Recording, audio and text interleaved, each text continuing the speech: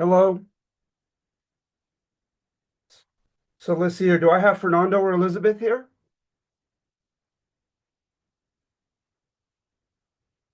How about you, Dr. Arroyo?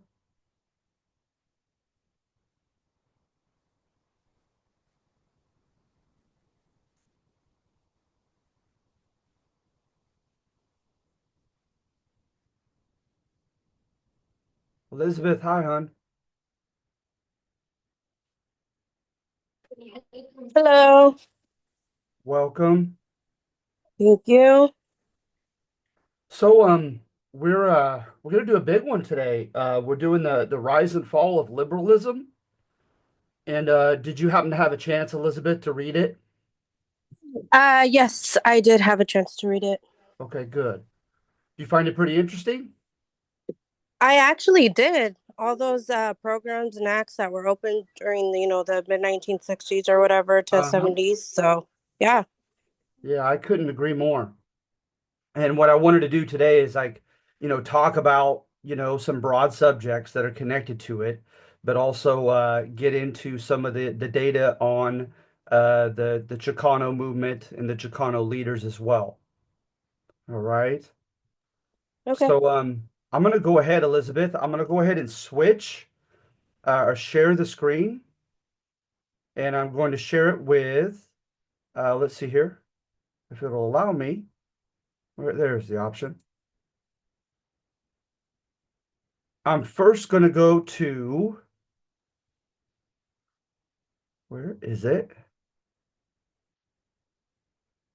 Rise and Fall of Liberalism, Liberalism Class Notes.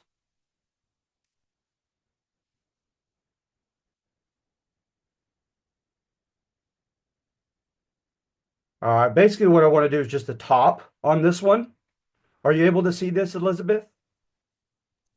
Yes. All right, good. Maribel, welcome. Right. So there's a gentleman named Francis Fukuyama, and he has a book called Liberalism and Its Discontents. All right. It just kind of describes his definition of liberalism, which is pretty simple, which I love. And yeah, let's go from there, if you don't mind. So he says liberalism, in its essence, is individualist. It stresses the moral primacy of the person against any social collectivity. So it's highly individualistic oriented. All right. Liberalism. And what he's talking about, right, is he talking about the old school liberalism of the 1800s. To me, a classic example of that, it would be John Stuart Mill. John Stuart Mill has a book called On Liberty, and he's all about the autonomy of the individual. The individual be the arbiter, the decider of his own destiny. Okay. Liberal societies confer rights onto individuals, the most fundamental of which is the right to autonomy. Okay. Again, to be your own boss. Individuals are assumed to be the best judges of their own interests. So they ought to be left alone by the government, and they ought to be left alone economically to pursue their own self-interest. Okay. Oftentimes, he says, liberalism has been subsumed by representative democracy, kind of tied together and swallowed up under it. And of course, under the ideas of popular sovereignty, government rules by the permission of the people, free and fair elections for the people to decide upon their leaders, their elected leaders, universal suffrage, everyone gets to participate. And of course, right, that entails individual rights constitutionally guaranteed to the people. Liberalism is all about that. So you see there in number four, the taking of individual rights serves as the canary in the mines, indicating an end to liberal democracy. Remember, they would they'd send the canary into the mines, and if the canary dropped dead, or scurried out of that cave, they knew that there must have been noxious fumes in there. It was an indicator of bad things to come. So let's see here. Any questions so far? All right. So classical liberalism is an institutional method of handling diversity in diverse or pluralistic societies. Therefore, the most fundamental principle enshrined in liberalism is one of tolerance. Okay? So, again, we're still talking about classical liberalism, right? We're still talking about John Stuart Mill. Economically, we're still talking about Smith, Adam Smith, and his whole idea of a laissez-faire government stay out of the economy, right? Let individuals pursue their own self-interest. A liberal society protects human dignity by granting all citizens an equal right to autonomy. There's that word again. So the autonomy is you are the arbiter of your own destiny. What you do for a living, how you seek advancement, um, the music you want to listen to, the culture you want to imbibe, your religious beliefs, your daily behavior. All of that would be put under autonomy if you're autonomous. Okay, so it says here, right, to speak, to act, to associate, and to believe in the manner in which you freely choose. Okay, so liberalism oftentimes has been in the 1800s tied to laissez-faire capitalism, right? Free enterprise, private ownership of the means of production and resources and wealth, and the government lets it be. Okay, property rights are guaranteed, and it has helped bring about. It's kind of he doesn't really say that, but I might personally is it's like someone who wins a tennis tournament and he happened to get a new racket just before he won the tennis tournament. The correlation versus causation. Uh, it could have been his racket that helped him win the tournament, or it could have been just his skill, and the racket didn't really play that fundamental of a role. But whatever it is, right, there is a connection, whether it's caused or not, is a different argument between these kind of open capitalist economies and prosperity. Historically, if you look in the 1800s with the second great industrial revolution and so forth, the progressive era in the beginning of the 1900s, World War II, the big boom there, although we certainly were not laissez-faire by the time of World War II. So, at any rate, a class of self-made men and women that constitute the middle class of successful entrepreneurs, business owners, etc., are collectively called the people from the city or the bourgeoisie. All right. And there are images that are connected to the bourgeoisie. They tend to be depicted in a way that in which they're kind of a little holier than thou in their attitude toward the poor, um, kind of judgmental toward the poor, that their poverty is their own fault. Otherwise, they would have succeeded like they themselves had as bourgeois, businessmen. And so they claim that they have this middle class society value system, and it also happened to dovetail in time in the 1800s with the Victorian era. So it kind of got mixed a little bit with Victorian standards as well, like when it came to propriety, sexuality, and so forth, right? They were very proud of themselves. Liberalism is not for equality of outcome, right? So that everyone has the same socioeconomic status. Everyone owns the same amount of wealth. Everyone is sitting on the same amount of property. No, right? But merely equality of opportunity. And then we run that rat race, right? And whoever wins, wins. And as Alexander Hamilton said, their nature is not fair. Nature has made some to be metaphorically faster runners than others. And that's just the way it is. So you're always going to have rich, you're always going to have poor. Uh, but that's the name of the game. That's part of the costs of having a liberal society. Okay, is having winners and losers. But then after World War II, liberal democracies were able to, quote, temper the inequities or the inequalities with redistributive welfare states. All right. So now this is the progressive era. Okay. This is the influence of the progressive era of the early 1900s, right at the turn of 1900. It also is a product of them getting used to the government helping to fund prosperity by way of some type of military industrial complex during World War II. All right. And so I thought, you know what? How unique was our movement toward bigger government after World War II? Well, this book right here, Modern Europe by John Merriman, uh, according to this book, it's not very unique at all.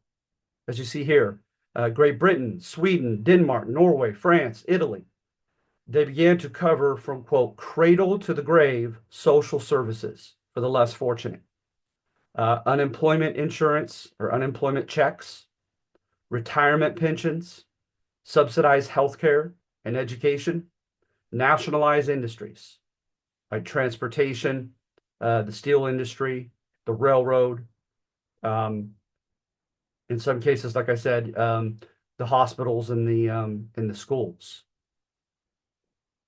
So Fukuyama says in his book, Liberalism and Its Discontents, problems arise with extremes. He says when people who have inherited the liberal tradition in their society, in Western civilization, when they've gone to, quote, over-regulation and, quote, excessive state control. And he specifically states he thought the United States did that in the 1970s. Okay. That brings about some costs, some negative consequences. However, he says the other extreme is equally dangerous, being very, very libertarian. Remember, libertarian is government don't tread on me. That it allows great disparities of wealth to grow up, like when you look at the Gilded Age, right, with the robber barons. And also when you allow too long of a leash uh, on the financial institutions, they almost inevitably take great risks that harm the entire economy. So that's just Fukuyama's take on it, right? Is that we want to avoid both extremes. So at any rate, any questions or comments before we get to the material? No. Okay. All right. So now what I'm going to do, I'm going to stop sharing and I'm going to share the document itself. All right. Let's see here. Let's go up to the top.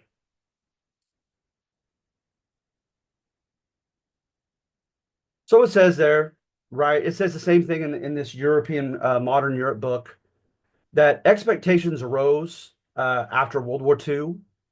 They become accustomed, like I said, to more government involvement in the economy. And it also felt like there was enough wealth to go around, right? All major indicators of the health of an economy that we usually use, by all those barometers, we were doing darn well, right, with the World War II boom. Gross national product, the value of products that were being manufactured and sold and purchased, purchasing power, right? Disposable income after you pay all of your necessities and your bills. What type of purchasing power does the average person have? Those are typical indicators of how healthy an economy is.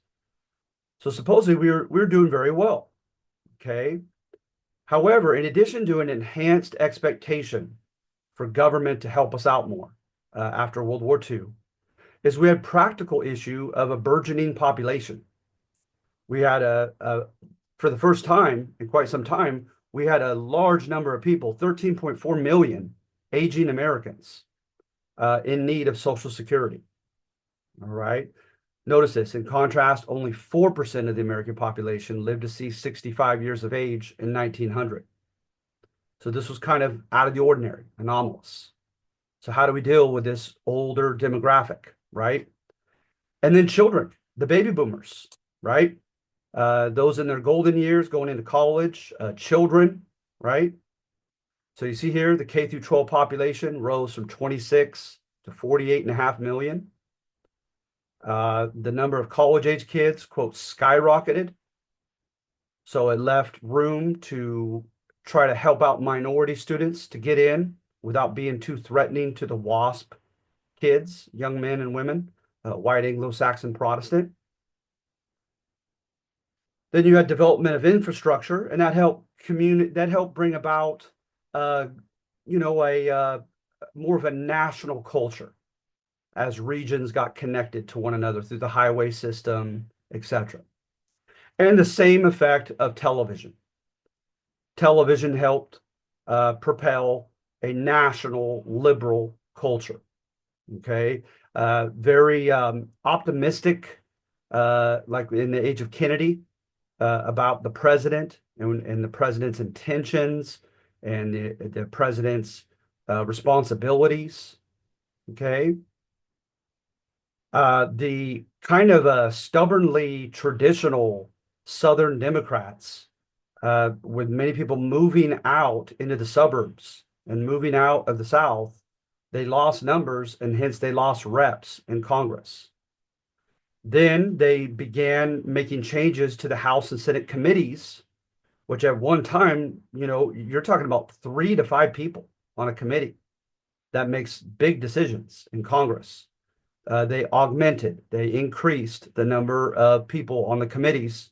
So these kind of who were perceived to be kind of, backwardly regressive politicians couldn't kind of filibuster and keep bills from being voted on in the House and the Senate. And of course, I'm talking about mainly civil rights laws and also laws pertaining to LBJ's war on poverty. Okay. The 89th Congress, according to multiple sources that I've read, was quite liberal, just that election of that year. And so that's going to help bring about those 2 programs that I just mentioned as well. So the 64 Civil Rights Act, it prohibited discrimination based upon race, color, religion, sex, national origin in public accommodations, employment, and federally assisted programs like schools, hospitals, state, and local welfare services. Okay. They passed anti-poverty legislation, food stamps, aid for urban mass transportation, hospital construction, a wilderness system, Medicare, okay, for those who pay into it, and Medicaid for those who could not afford it. Then they had the Economic Opportunity Act. All right, they spent 947 million. They ended up spending more than that to provide a job corps, providing 2 years of education, vocational training, and work experience to local unemployed youth, to subsidize businesses for hiring the unemployed, and community action programs worked with the war on poverty. They're all known as like kind of acronyms, like 3 to 4 letter acronyms. These different departments, they work together, designed to give jobs to the unemployed, okay, and help out the poor. They had a food stamp program. They had a Head Start program, providing free meals for the children prior to kindergarten, 3 and 4-year-olds. All right. And notice what they did is there was someone in the cabinet named Orshansky, and Orshansky put together a simple barometer for deciding who was poor. All right. And what they did is that if you had to spend more than 1/3 of your income on food and necessities, then you were technically poor. So whatever it is that was spent in a given month on the bare necessities for a 4-person family to just get by and eat, right? As that was supposed to constitute 1/3 of their money, they multiplied that number of the cost of living by 3 and said, if you make any less than that, you're poor. And initially under Orshansky, it ended up being $2,000 a month, or $2,000, no, $2,000 a year. Boy, has inflation happened, huh? So look at all the other ones. Motor Vehicle Pollution Control Act, Highway Beautification Act, Vocational Rehabilitation Act, Higher Education Act, Urban Mass Transportation Act, Highway Motor Vehicle Safety Act, minimum wage increase, Department of Transportation, truth in packaging and labeling. We went over that with the progressives. The Voter Rights Act helped do away with discriminatory practices that were keeping people of color from being able to vote. Okay. Finally, LBJ's Liberal Great Society entailed an executive order for all those receiving federal aid to institute affirmative action in maintaining proportionality. So, for instance, if you're getting federal funds, right, in any manner, and there are in your local environs, there are 20% African Americans, then you need to employ 20% of your employees to be African Americans. Same thing for Mexican Americans and Latinos, same thing for women, etc. All right. So it goes by percentage. And of course, having the purse strings, right? The federal government could withdraw their money if you don't comply. They had ways of enforcing it. And in addition to tax revenue and progressive taxes are not only is 12% of 500,000 a lot more than 12% of 30,000, but you're actually going to go a higher rate than 12% for those in the highest tax brackets. So you're actually taxing the rich more, not just overall, but a higher percentage than you are others. And the idea is, right, it's kind of a redistributive method with wealth. But that did not suffice for all the spending that happened. So the government was willing, like Franklin Roosevelt, to engage in deficit spending, spending money that it didn't presently have. So clearly, right, in the 60s and going into the 70s, this was, quote, the liberal hour at the time of what Fukuyama would say is kind of welfare capitalism, welfare liberalism. So if you don't mind, let's take a look at the Chicano movement in particular, all right, this being a Mexican-American history class. So sometimes I do little shortcuts, right? Según means according to. So according to William Clayson, older liberals for integration, who ran the GI Forum and the League of United Latin American Citizens, they were old school liberals. They wanted pluralism, diversity, but everyone to have the same dignity and autonomy and the right to participate in government. They wanted to integrate in every manner into American society. Okay, not so much the Chicano youth now. They're more concerned with self-determination, cultural celebration, and political empowerment of the Chicano people. And they wanted to maintain community control. That's a precursor to their drama with the war on poverty bureaucracy. They supposedly claimed influence from the Black Power movement, the New Left, the Students for a Democratic Society. If you wanted to look further into the New Left, look up the Port Huron Statement, and it has just a long list, very variegated list of grievances from the Vietnam War to the disparity of wealth to unemployment to racial discrimination and riots, etc. To big business running the show, to a plutocratic government. Okay, this is the New Left here. And then also Latin American Marxist revolutionaries. A lot of the Chicanos made heroes of Fidel Castro and, of course, Che Guevara. Remember, they're for redistribution of property, very anti-big business and anti-capitalism, believing that capitalism is inherently parasitical. For the big guys to win, the little guys have to lose. So notice there's a bit of more of a radical deviation amongst this Chicano generation now from the old school Hispanics who were just fighting to be integrated into American society, fighting in the courts.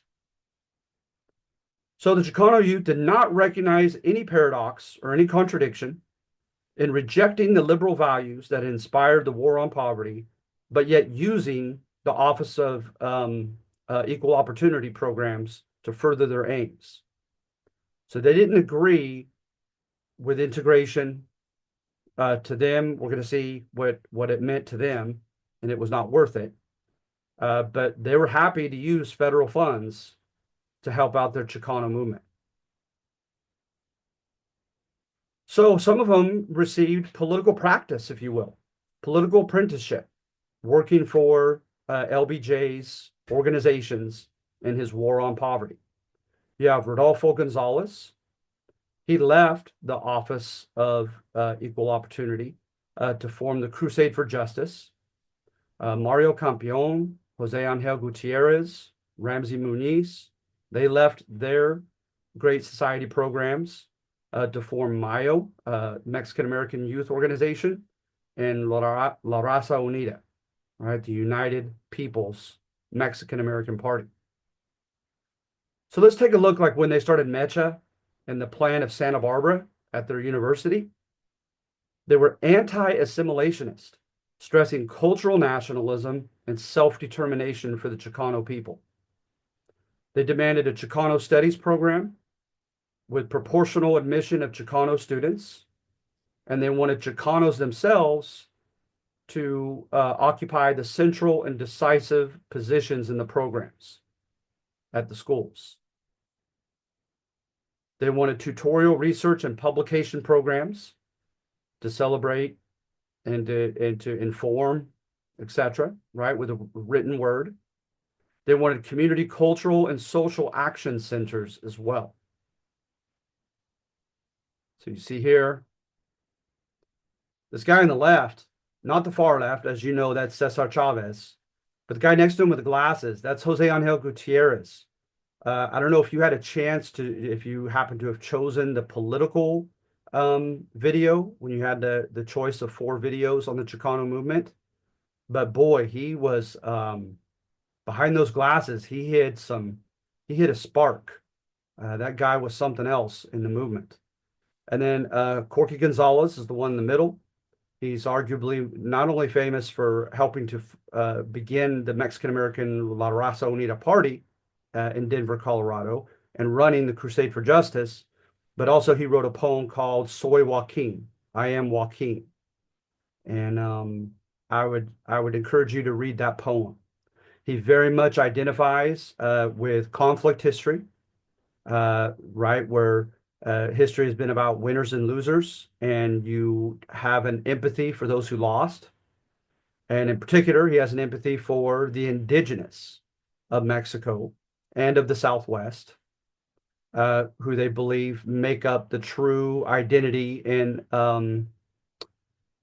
blood of the Chicano people, right? The Aztec and the other indigenous groups whose blood run through their veins.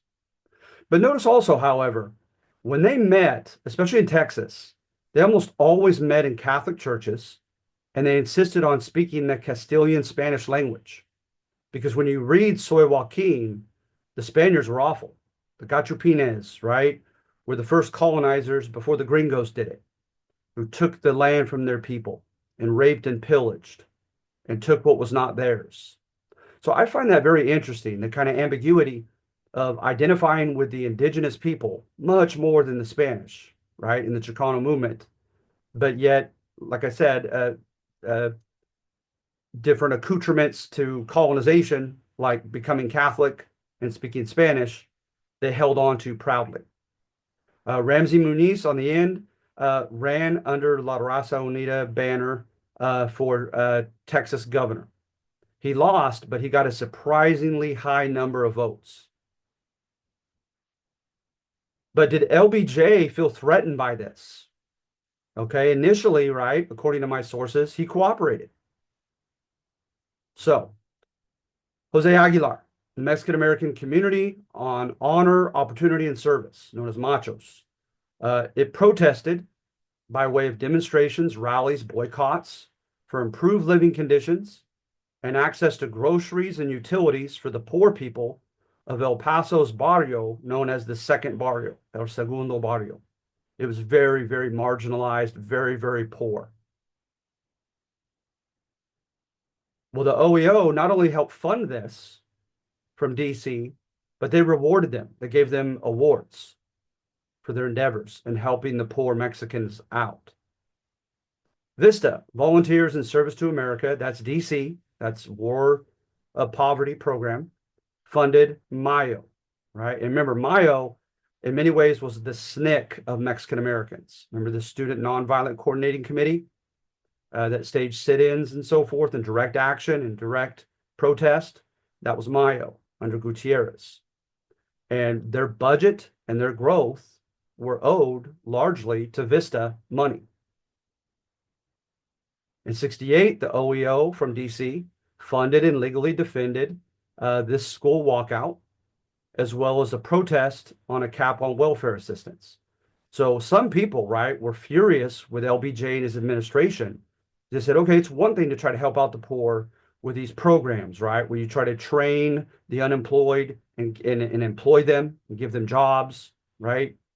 You take the kids who have dropped out of school and give them jobs. You give business loans to would-be entrepreneurs of Mexican descent. Okay, that's one thing, right? But this is a whole next level when they're protesting and you're paying for it. So nevertheless, there was a distrust of white welfare paternalism, right? Of these Washington D.C. hacks coming into San Antonio, coming into Santa Fe, coming into East Los Angeles, telling Mexican Americans what they need to do in their own neighborhoods to combat poverty. So according to Armando Rendon, the OEO was full of gringo so-called liberals and guilt-ridden do-gooders. Thought that was kind of funny. The Southwest coordinator of the Office of the Civil Rights was Gregorio and his wife Dominga Coronado, and there was a lot of drama with him in Texas. They contended that that LBJ's OEO was racist, and LBJ's administration under Sergeant Shriver shot back and said, hey, we have 21 regional coordinators in Texas, and 9 of the 21 are Mexican Americans. That's not too bad. But it wasn't good enough to the Coronados. Uncle Tom, right? So they used that term, not just African Americans, but the Latinos. They called Congressman Henry Gonzalez an Uncle Tom. Okay. He fired back and said that young Chicanos and their movement had sprung from the well springs of hate. Yikes, right? So in 1968, these, quote, militants who were a part of VISTA and its sub-MMP, Minority Mobilization Program, brought forth literature, and he said he closed it down. The congressman, he was partly responsible for getting the governor to close it down, saying that their literature was too incendiary. It was had a troublemaking effect. So, of course, if you're going to have tension among the Latinos, it shouldn't surprise you that there was tension with the Anglos. Governor Connolly, most of the people down here in Texas don't like the program, he says, on the war on poverty. Allegedly, they didn't like the progressive taxes to pay for it, and they didn't like the divisiveness they thought the Chicanos were encouraging. He vetoed a neighborhood youth corps and said, you need to rise up by your own bootstraps. So the Political Association of Spanish-Speaking Organizations president, Albert Pena, thought this was kind of funny, said, rise up by our own bootstraps. What if Latinos can't afford boots? So definitely a philosophical difference, right? The old school liberalism, remember, is for equality of opportunity. And as long as there aren't by law impediments to you buying and selling a home and property, to you taking a business loan to start a business, to you entering schools, as long as there are no longer impediments to that, then that's good enough. Then rise up by your own bootstraps, according to old school kind of classical liberalism. But clearly they don't see it that way, right? They're seeing it more in line of like, I think of like sociology, when they talk about structural issues that keep people mired in poverty and make it virtually impossible for them to rise. So in 69, Governor Preston Smith closed the Val Verde County MMP. He said they were fomenting racial tension, especially at their anti-police brutality rally. He says the abdication, right, of respect for law and order and the provocation of disunity among our citizens will not be tolerated. So in response to that, 2,000 Chicanos met at Del Rio and issued the Del Rio Manifesto. The growing assertiveness of the poor, they said, has been seen as a threat to their traditional supremacy.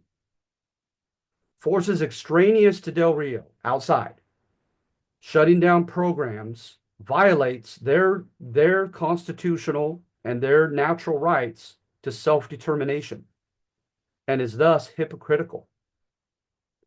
Saying, guys, you're claiming you want to help us, then let us run the show. Let Chicano people from the neighborhood, from the area, run these organizations. They know the situation. They know the people much better than you do and what's in their best interest. And then they said the white man controls all institutions and demands assimilation. Remember, under liberalism, there's not supposed to be forced assimilation. There's supposed to be an encouragement of the tapestry of diversity. But the Chicano leaders are saying that's not the case. That in order to succeed, you have to pretty much become an Anglo and accept the Anglo's values, his culture, his system. And they said, for us, we're not going to be bandidos. We're not going to be sellouts to who we are. So according to William Clayson, Jose Angel Gutierrez's expression, eliminate the gringo, frightened the heck out of the establishment and helped discredit some of these Chicano organizations. Okay. So what about after? What about after? Federal funds limitedly available. In San Antonio, the San Antonio Neighborhood Youth Organization, SANYO, received $100 million even after the OEO stopped functioning in San Antonio.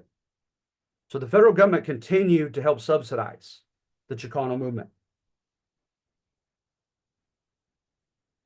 Notice, however, the Chicano leaders became less politically confrontational and more practical in their desire for simple services.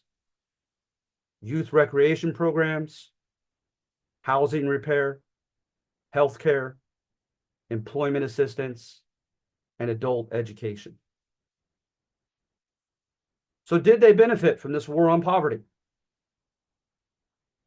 But supposedly affirmative action and the OEO helped boost minority enrollment in colleges between 14 to 17% at the UCs and 36% at the community colleges. And also in 1974, the Lau versus Nichols case mandated that bilingual education be offered to Spanish-speaking children. So those are some advances. Carter's administration, 2 administrations after LBJ, right, in the late 70s, averaged $2 billion per year that they gave to the Latino organizations in LA alone. Okay, so TeleQ, its success was largely dependent upon that federal money. Over 500 new public housing units were established in East LA alone. And they had an anti-Vietnam War protest in 70, and the federal government funded it.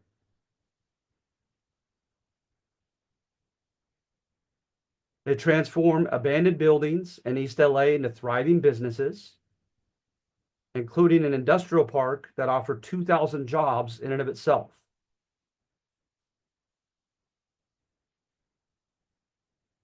They formed ACER to offer loans to Hispanic businesses throughout the nation. However, as you could probably guess, there's a downside. The average East LA worker's real income in 76 was lower than it had been in 70. So what the heck happened? Now I'm using this sociology book right here on contemporary stats. While numerically, most below the poverty line happen to be WASP, a higher percentage of Latinos are officially poor. It's just because there are more WASPs in the country. So 8% of WASPs are technically under the poverty line, but 18% of Latinos are. In the 1990s, over 40% of the high school dropout rate were Latinos. That's high. In 94, Hispanics constituted 10% of the US population, but only 3.7% of the teachers.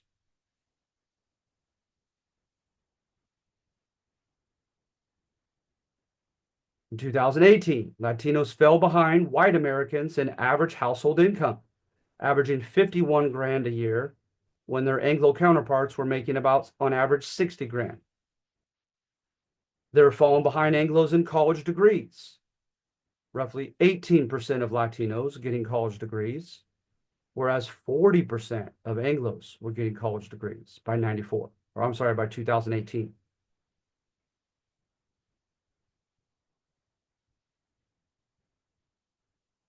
And Jamil and Urardi did a study in 2018, and they found evidence of discrimination of Latinos regarding hiring and promotion.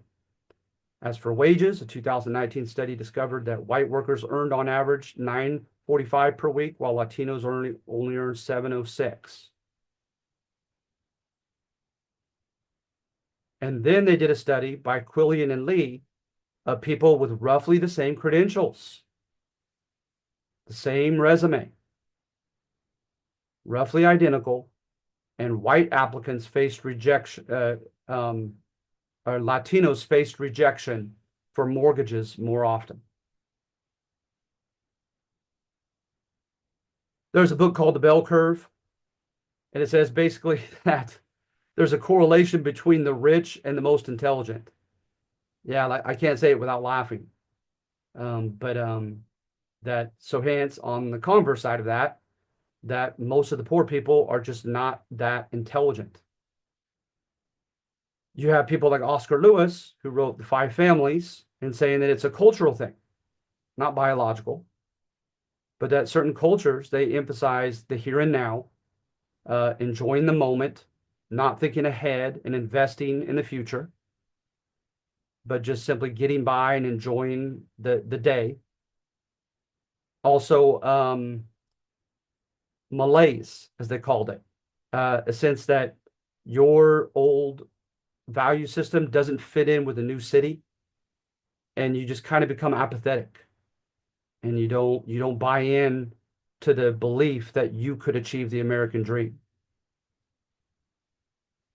And then structural interpretations like Daniel Patrick Moynihan, who show, especially with African Americans, with young kids that are brought up in a one-parent home, are statistically a lot less likely to achieve the American dream.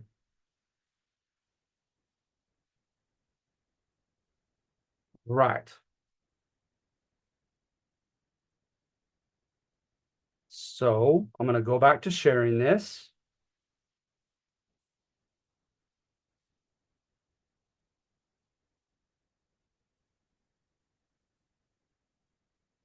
No, this is the same one. Okay. Never mind. I put it on here. So what brought about the demise of big government? Okay, and according to Reaganland, it's very simple, is perceived excess. It began to look for too long like the pendulum had swung too far to the left for too long. All right. So, for instance, welfare and affirmative action went against traditional notions of meritocracy, right? Who are you going to admit to your school? Well, whoever has the highest SAT scores, standardized scores, and the highest GPA, involved in the most, clubs and activities, and irrespective of color, right? According to old school liberalism. And you just go by merit. So you had a guy named Bakke who took it to court uh, and regarding his failure to get into UC Davis grad school.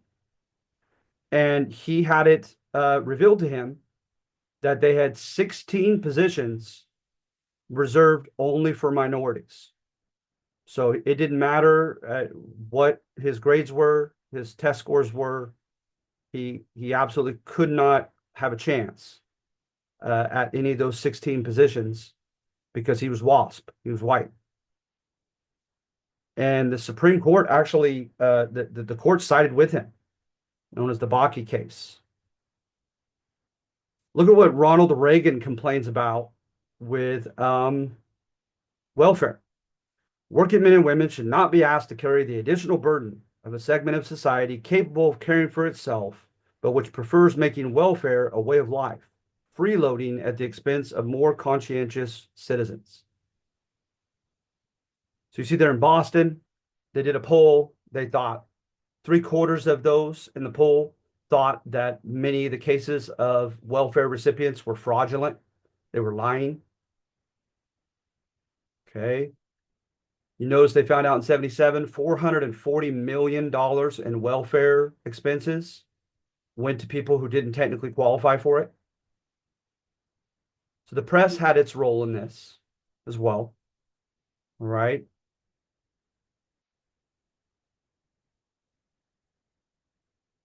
Minority incomes rose more highly than those of their Anglo counterparts. There was resentment about that, and that was also publicized. But as you see, right, as the gap still has not been closed, the Anglos are still making more money. It's just the gap was narrowing. Right.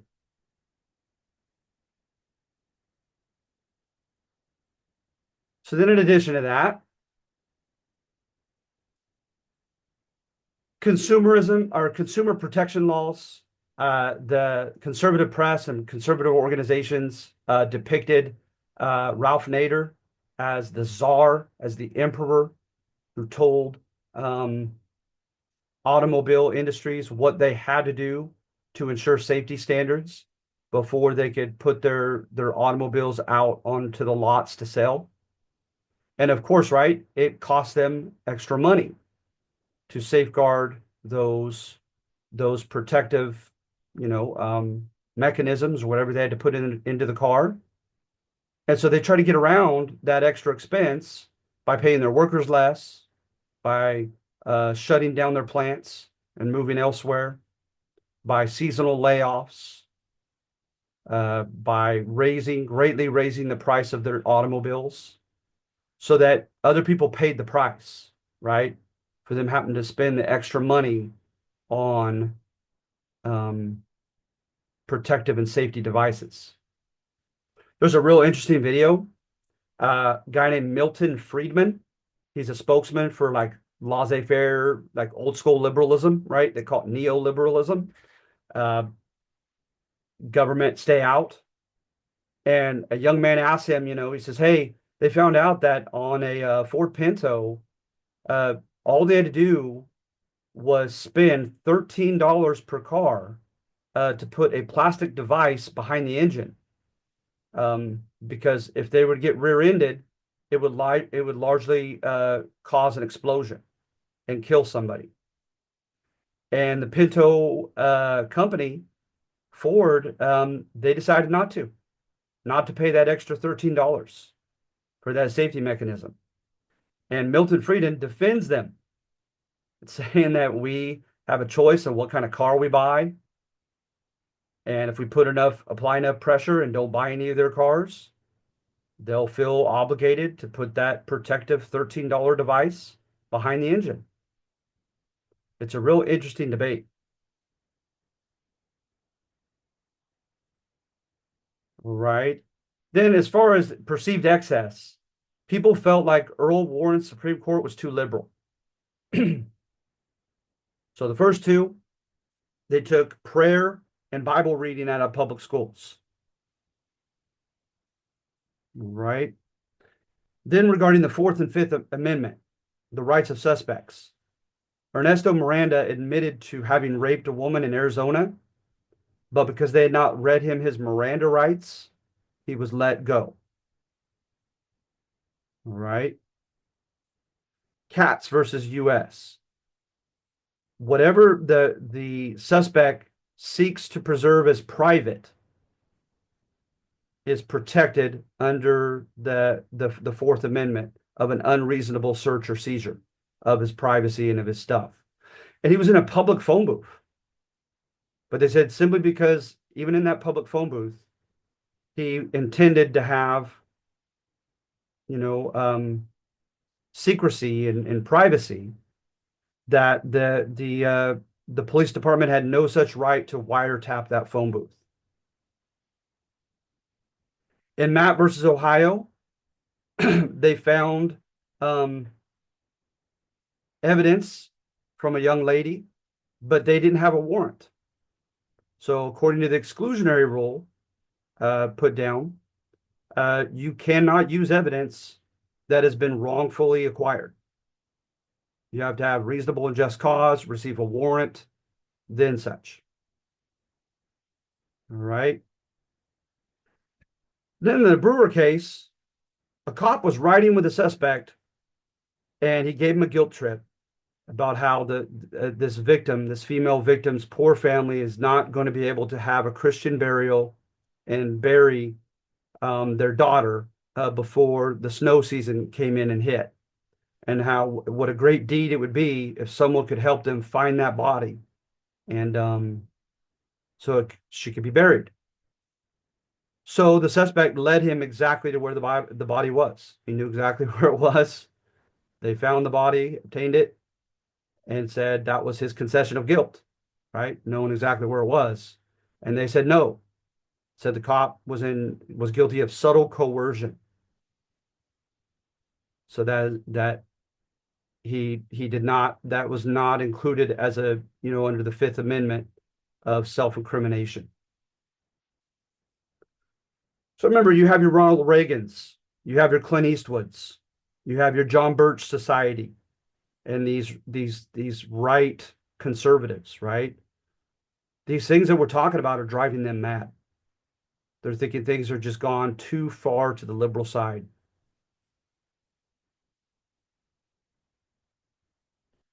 Then what do you know? In the late 70s, criminal activities increased.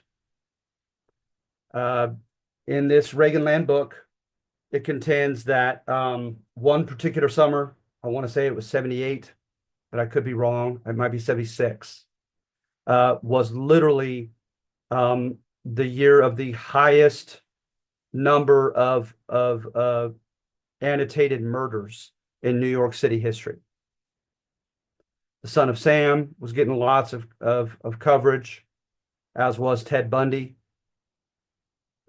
And then at the same time, right, you had drama in the States over the death penalty. And multiple states were kind of going at it over that issue.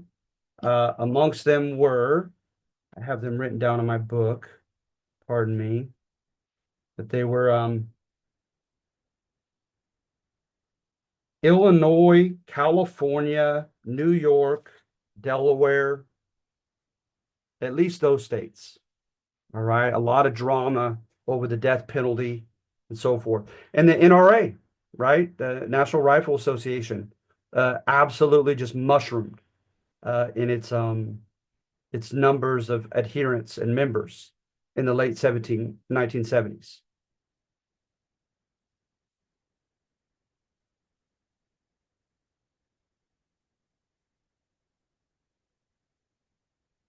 2/3 of Californians, according to a poll, wanted the gas chambers back. Look what Reagan says. It seems to me that the best way to deter murderers and thieves is to arm law-abiding folk and not to disarm them. And then before I start asking you questions, lastly is foreign policy. As you may recall, with Eisenhower, he has there's a title, I have it behind me on my bookshelf, of Ike's Great Bluff. And in it, right, he felt that he could not demonstrate the slightest weakness or vulnerability on behalf of the weaponry and military might of the United States when it came to the Soviet Union, even if he had to bluff. So it's the idea of deterrence, right? You can't trust your neighbors. So you put up a sign that says, owner owns a gun, beware of dog, right, etc. And so that's what deterrence is you literally try to make the Soviet Union and other potential enemies frightened of doing something to you. All right. That was not the case with Carter. Carter, right, he was for détente, started under Nixon. The easing of hostility or strained relations. Okay. They said communism was no longer a monolithic force. China, Soviet Union, North Korea, Vietnam, they're all doing their own things. They're not one monolithic threat to us, right? And then if we engage in diplomacy and trade instead of, quote, saber rattling, right? Rattling our swords to scare them, that'll get us further in keeping the peace than the policy of deterrence. Okay. So, for instance, the strategic arms limitation treaties, Carter had SALT II accords. He demanded, quote, deeper cuts. Well, we promise, right, that we'll cut the number of, in this case, intercontinental ballistic missiles, strategic launchers. We'll cut down our supply of those if you promise to do the same, Soviet Union, right? But he wanted to keep cutting to the point that Leonid Brezhnev was furious and paranoid and voiced that he felt vulnerable scrapping some of his arsenal and in the event of possibly needing to use it against us, right? So some people might argue that that's a concession by Brezhnev, that this type of pacification policy with the Soviet Union may not have been the wisest one.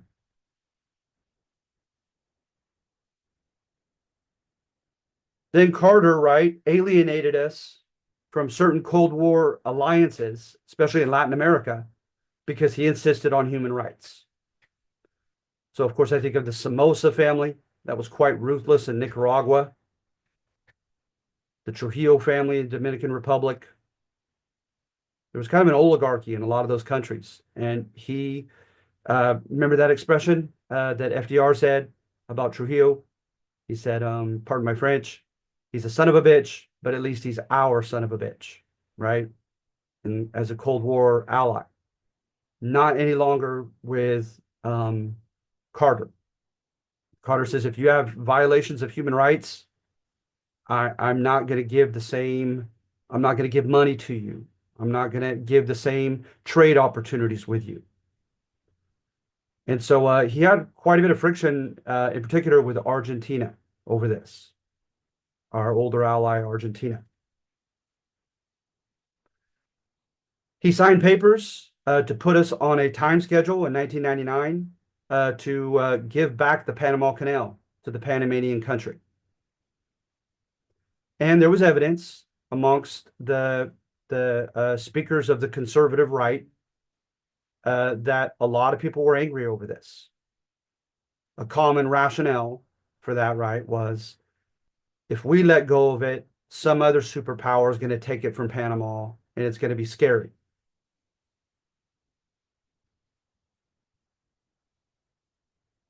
he very much played the middle with Israel and Palestine.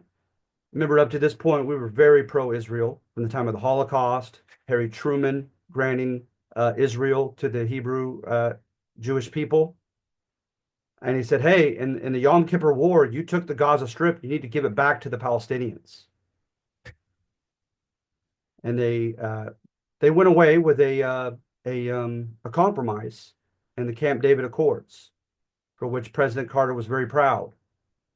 But to a lot of people, he was not sufficiently loyal to Israel.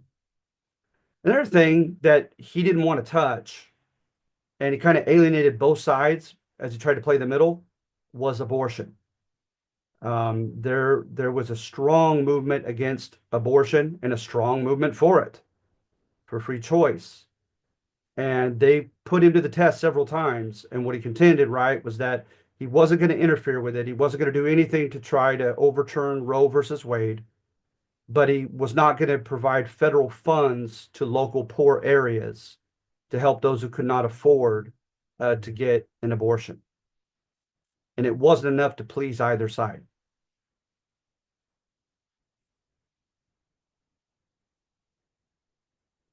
So then there were revolutions in Nicaragua, the Sandinistas, and in Iran, the Muslim Islamic Revolution.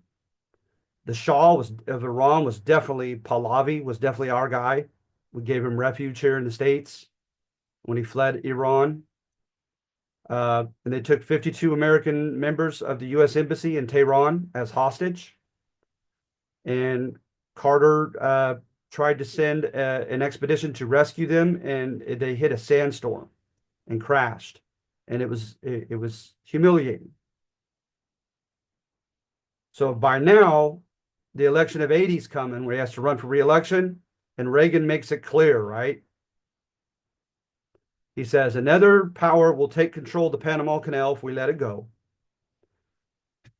No Christian head of state should arm Muslim enemies of Israel.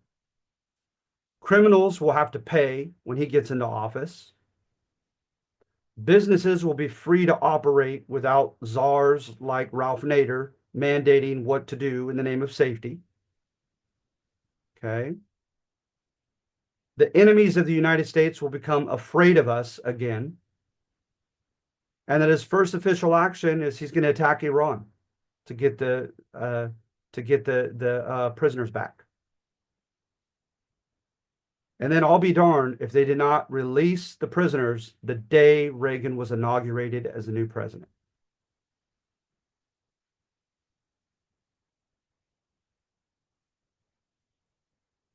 So do you guys think that the Latino community was harmed by this change in public sentiment?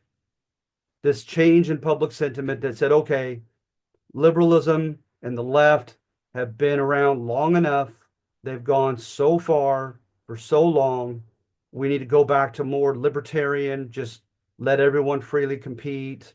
No more special treatment, no more big government programs, spending lots of money, but get back to business as usual, small government, everybody earning his or her own way, right? Do you think that really harmed the Chicano movement? Do you think there's anything the Chicano movement did that maybe they might admit they, this is a very controversial question, but could they possibly admit that maybe they could have done things a little bit more shrewdly as far as the ending of the LBJ's official War on Poverty program? Anybody have any comments on that?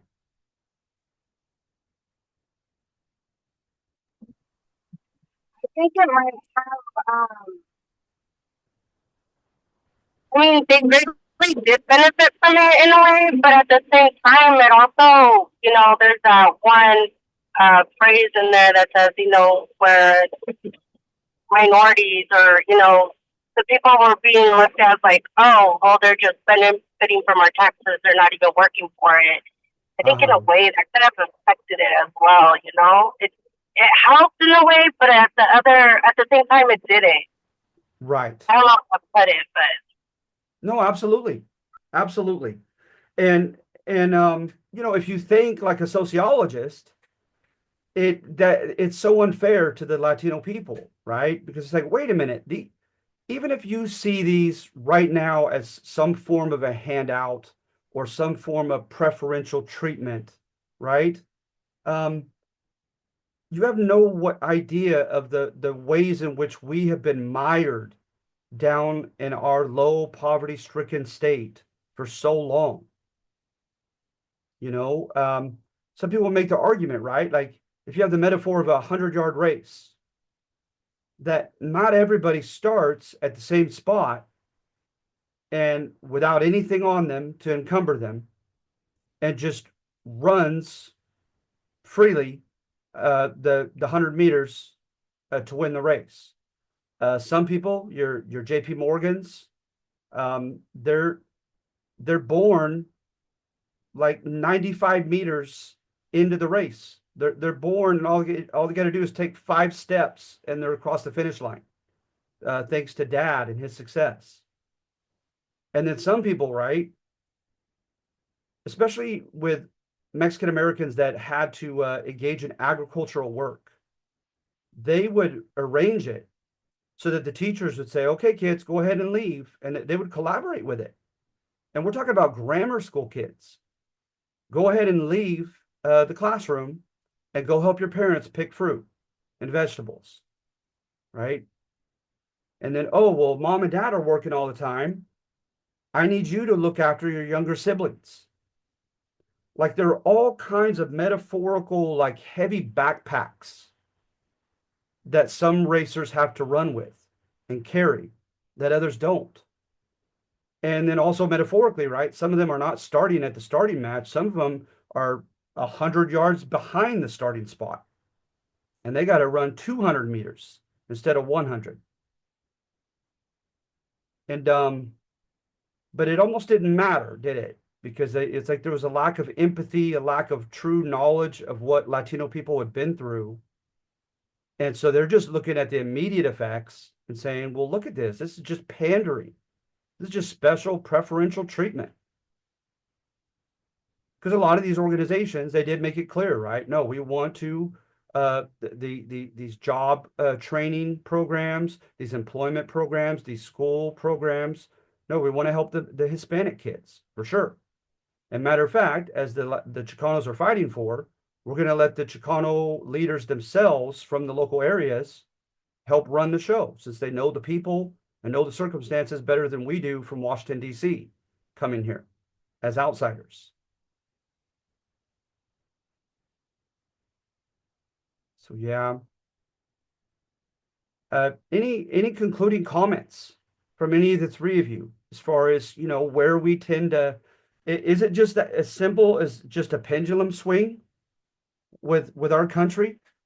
We kind of just swing back and forth, left to right, from neoliberalism of government stay out and let us all freely compete to more of a welfare liberalism, where wait a minute, we need to be mindful of those who are less fortunate and give them a kind of a hand up.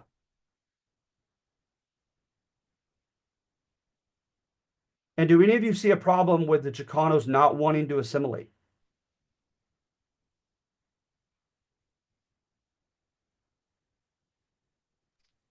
I don't think there's a problem with the Chicanos. It's just everyone has differences, and I feel like it interferes with everyone's different like opinions and options that they're giving. So Sure. kind of makes it complicated. You're gonna get yeses and you're gonna get nos.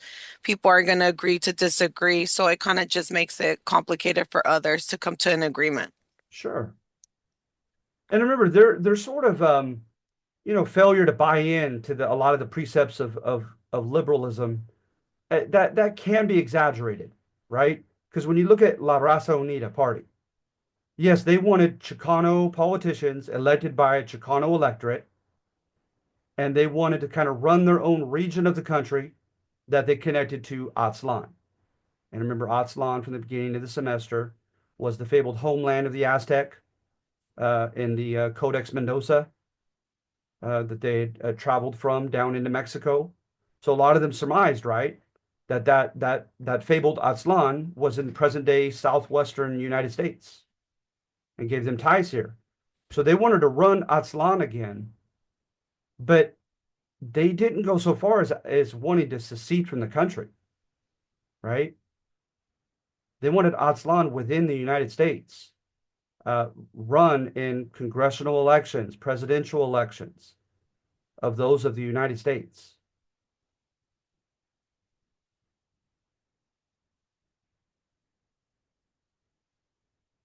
And when you look at a lot of the services they wanted, you could make the argument that, well, in a way, they are integrating. They want business loans. They want college scholarships. And those tend to be avenues to the American dream. Malcolm X and the Nation of Islam, they wanted to literally repatriate back to Africa. The Chicano movement didn't go that far.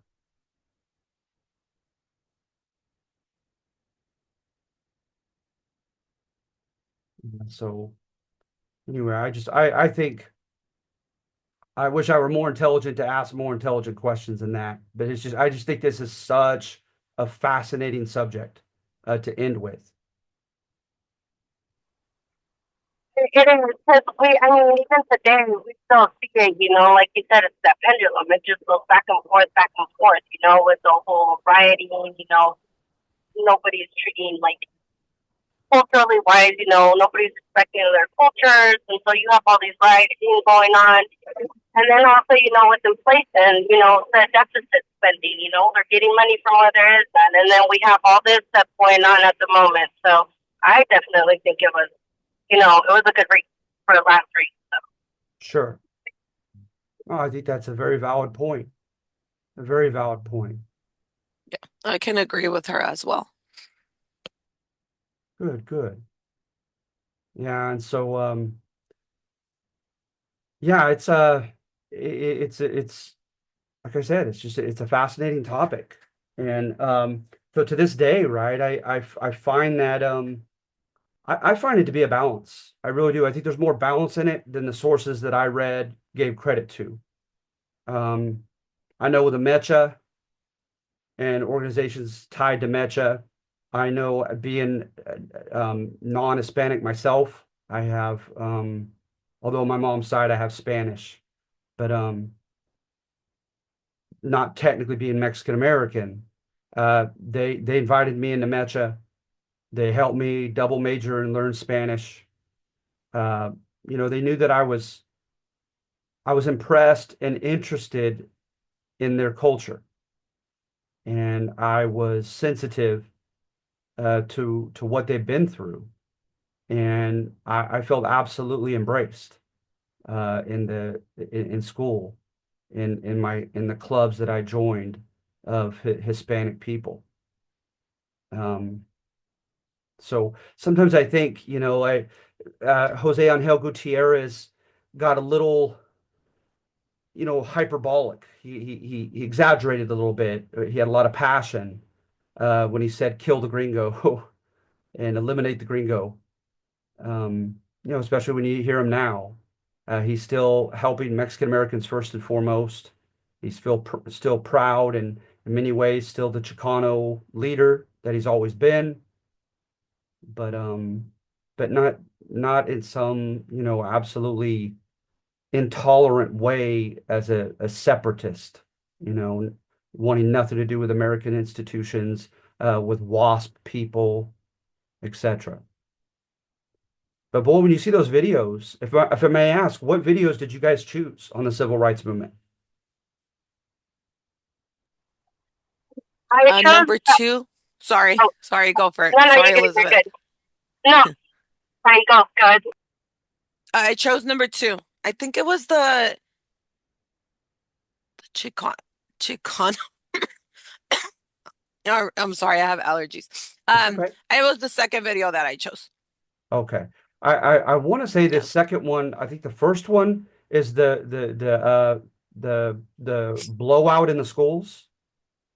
And I want to say the second one is the political empowerment.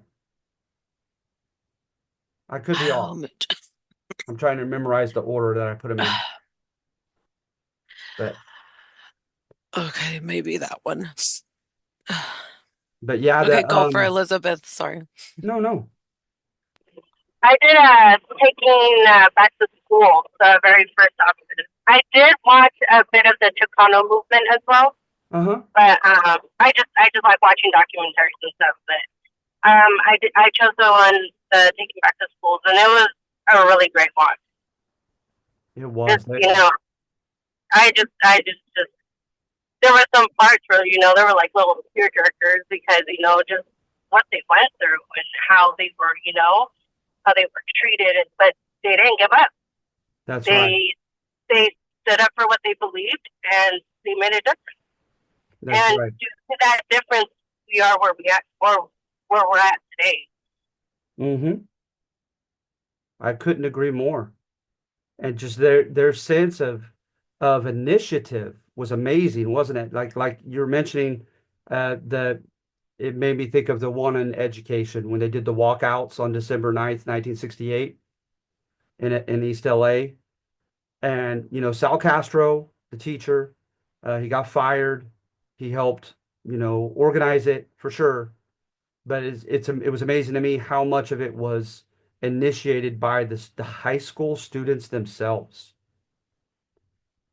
being fed up with being just kind of assembly lined into vocational jobs and away from college, and not having their culture and history addressed in the history classes, being reprimanded for using the Spanish language in school, and all those other grievances that they had. You noticed that there was almost a sense of deference from their parents toward the school board, right? When they began to protest, the parents, according to that video, quickly kind of gave up, and it was their children who were like, no, and they took over that school building and they refused to leave. And they did a sit-in the building and just showed just this adamant, you know, um, positive facet of stubbornness that was really impressive, really impressive. And their unity, of course, under Cesar Chavez and the United Farm Workers Union, their ability to get people that were on strike, to get the scab workers to walk off as well. That when you look at the history of strikes and scab workers, that is not a common phenomenon to be able to do. And just their ability at the grassroots level, to inaugurate, um, cooperation amongst people. And of course, not just Mexican Americans, right? You saw many outsiders joined Cesar Chavez's movement. And it's just very impressive, very impressive. But some people worry that, with social media, video games, and other components to modern day practices and institutions that we're raising very self-absorbed kids that aren't, as community and civic minded, and as jealous and guarding their rights and opportunities. And I'm not saying that personally. I'm saying I've heard and read that, and just thought I'd throw that comment out there, as far as the contention that these baby boomers were just exceptional. Oh, and I totally agree because I mean I see it. I see it in my daughter. She's just so consumed into the technology, like just in there, and she doesn't pay attention to what's really going on around her. Yeah, You know, yeah, so I agree with that. yeah. I definitely could say the same about my son, no doubt. Yeah. So anyway, but thank you guys for joining me. I hope this was half as interesting to you as it was to me. I think it's just such a fascinating topic. There's so much to it. We didn't even get into the high percentage of Latinos dying in Vietnam, and there's just so much in this time period. But you if you guys don't have any other questions, I was gonna just call it a day if that's okay.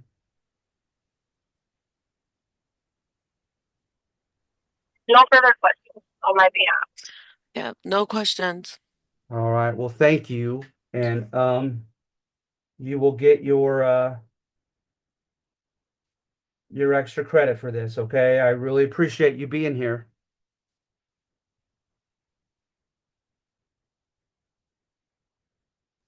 Thank you and Thank you take for care, having okay? us. Yes, thank you for having us. Okay. It was a good semester. Thank you. I'm honored. Okay. All right. Thank you. Bye. Thank Have a you. good day. Bye-bye. You too. Okay. Bye-bye. Thank you. Bye. Thank Bye. you.